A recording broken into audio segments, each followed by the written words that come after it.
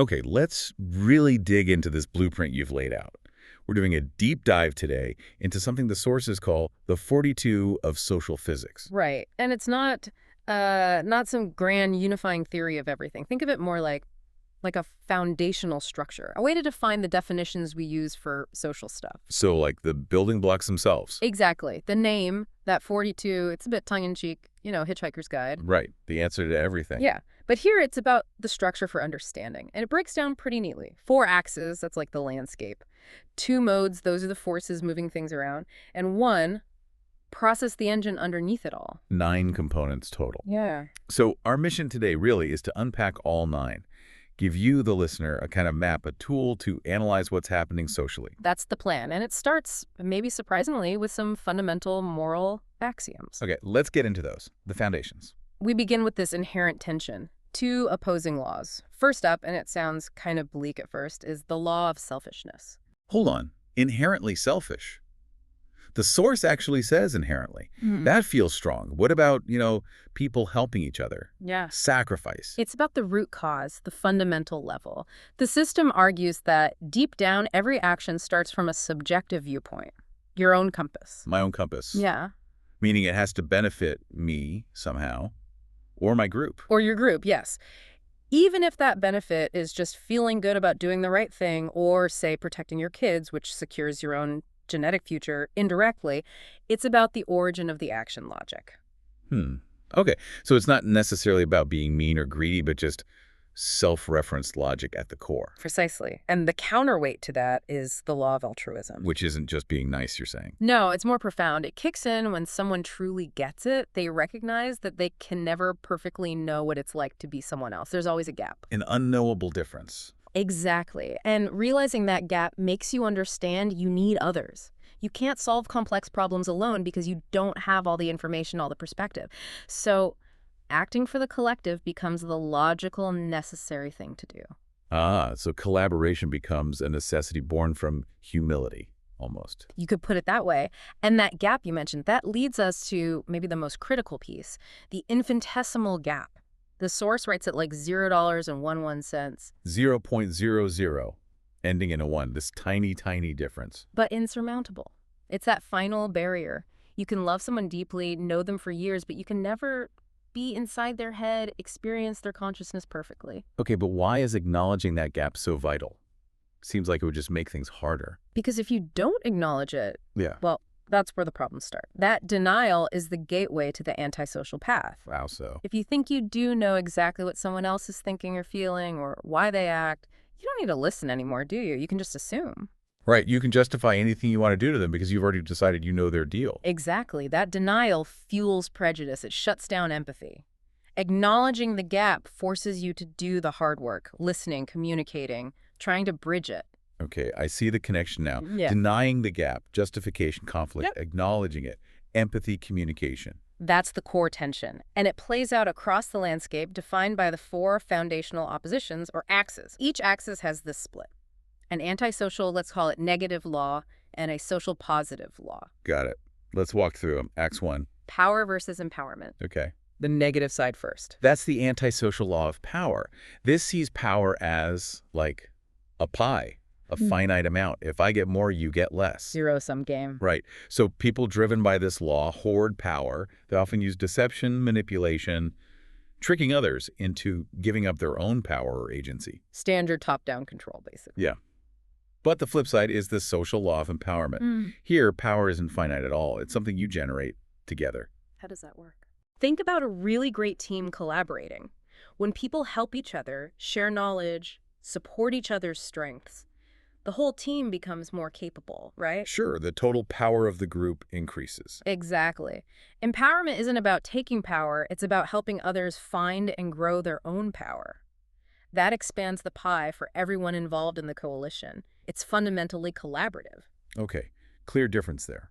Axis number 2. Justification versus transparency. Let's hear the negative again. Antisocial law of justification. This is where that denial of the gap really comes home to roost. It puts the desired outcome way above the truth. Meaning? Meaning, Someone decides what they want first, usually something selfish, then they'll say or do basically anything to get it. After they've acted, or as they act, they cook up a story, a justification to make it seem okay or necessary or even noble. Ah, the ends justify the means, but the justification is created after the means are chosen. Precisely. It's inherently deceptive, which contrasts completely with the social law of transparency. Which should flips it. Totally. Truth comes first. You state your real intentions, your principles, up front.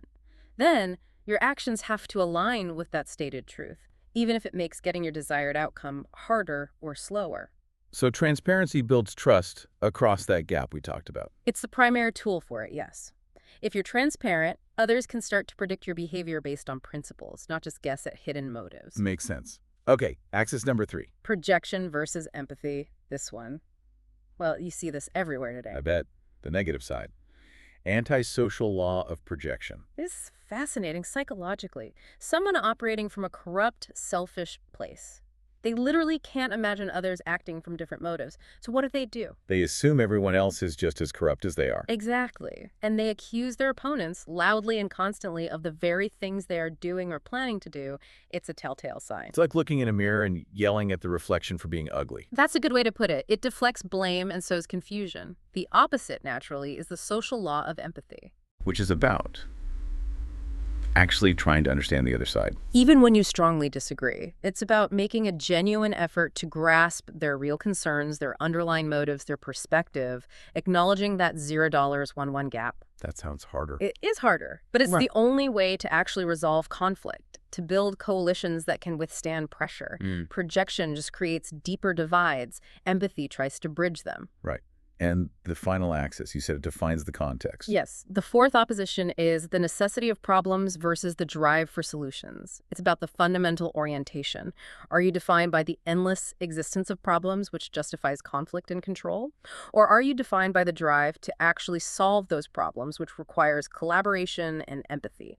So it frames the whole landscape, problem-focused or solution-focused. That's the terrain. Now, if that's the map, we need the weather patterns, the forces that push things one way or the other.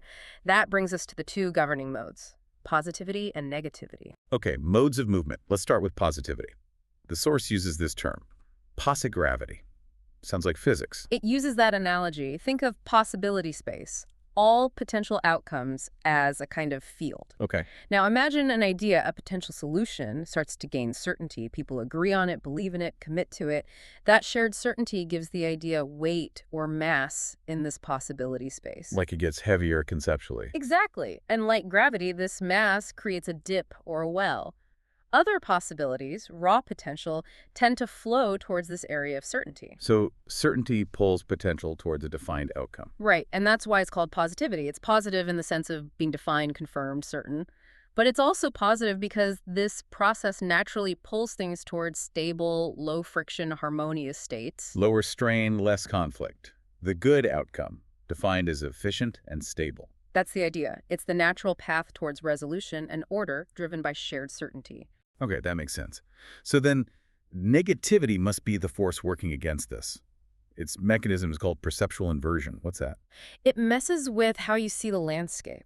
Remember how posigravity makes the solution look like the bottom of an easy-to-reach valley, the lowest energy state? Yeah, the path of least resistance. Negativity flips that perception. It makes that same achievable solution look like the peak of a huge, impossibly steep mountain. So it takes something achievable and makes it feel impossible. Exactly. It inverts the perceived geometry of the problem space. It amplifies the difficulties, the noise, the reasons why it can't work. Ah, and that's what powers the antisocial worldview. Precisely.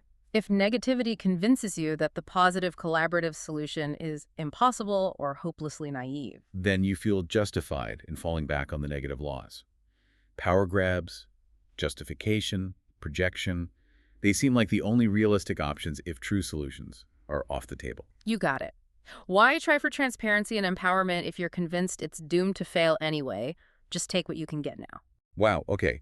That ties the modes directly to the axis. So we have the landscape axis and the forces modes. What's the last piece? The one underlying process, the engine driving the whole thing. Yeah. And the source says it's simple, logic. And crucially, morality depends entirely on it. Wait, morality depends on logic. How does that work? Usually we think of them as separate, maybe even conflicting. This framework argues they're inseparable. It defines good or moral based on efficiency in reducing what it calls universal strain. Universal strain, Hmm. like friction, wasted energy, conflict in the whole system. Exactly. So the social laws, empowerment, transparency, empathy are considered moral precisely because they are the most logically efficient ways to reduce that strain. They achieve stable, sustainable outcomes with the least amount of wasted energy and conflict. Optimal strategies. Yes. Think minimal friction, maximum constructive outcome. Integrity is efficiency in this view. And the flip side, the antisocial laws are immoral because they're illogical. Fundamentally illogical and inefficient. Think about it. Maintaining lies, justification, constantly fighting for control, power, deflecting blame, projection. These things take enormous amounts of energy. Yeah, deception's complicated. Conflict is costly. Right. They create massive strain and instability just to achieve a temporary selfish goal. It's an inefficient, high-friction, illogical way to operate. Therefore, it's defined as immoral within the system. Okay, so the whole 42, the 4-axis, 2 modes, 1 process, it boils down to a tool for checking efficiency and strain. It gives you, the listener, a diagnostic kit. You can look at any situation, any proposal, any action, and ask, is this logically efficient? Is it designed to reduce overall strain or increase it? And you mentioned 2 clear opposing processes emerge from all this. Yeah, 2 distinct 3-step dances. You can spot which one is happening pretty quickly. Okay, lay them out. The first one, the negative path. The process for manipulating reality. Step 1, a hidden selfish goal. Step 2, craft a compelling justification, invent an enemy, a crisis, something to make the selfish goal seem unavoidable. Create the problem to fit the desired solution. Right. And step 3, unleash a huge distraction. Something shocking, maybe emotional, ideally something that can't be easily repeated or analyzed, to swamp people's ability to think clearly and, usually, project blame onto others. Power, justification, projection in action. Goal, justification, distraction. Okay. And the positive path. The process for creating reality. Step 1, a transparent shared goal aimed at actually reducing strain for everyone involved. Step 2, build a coalition to pursue it, using transparency and empowerment to get buy-in. So collaboration from the start. Yes. And step 3, genuine resolution. Instead of distracting from the problem, you use active empathy to understand all sides, integrate concerns, and actually solve the underlying issue, moving towards that low-strain state posse-gravity favors. Goal, coalition, resolution. Transparency, empowerment, empathy, and action. Those are the 2 paths. So the real takeaway here for you listening is that you can use this framework, these axes, modes, and processes to diagnose what's going on around you. Is someone trying to manipulate reality or create it? Exactly. Look at the sequence. Is a stated goal followed by attempts at coalition building and understanding? Or is it followed by justifications and big distractions? That simple check cuts through a lot of noise. It really can. So try applying it. Watch the news, look at a disagreement at work, or even in your community. Ask yourself, which 3-step process am I seeing here? It might clarify things quite a bit.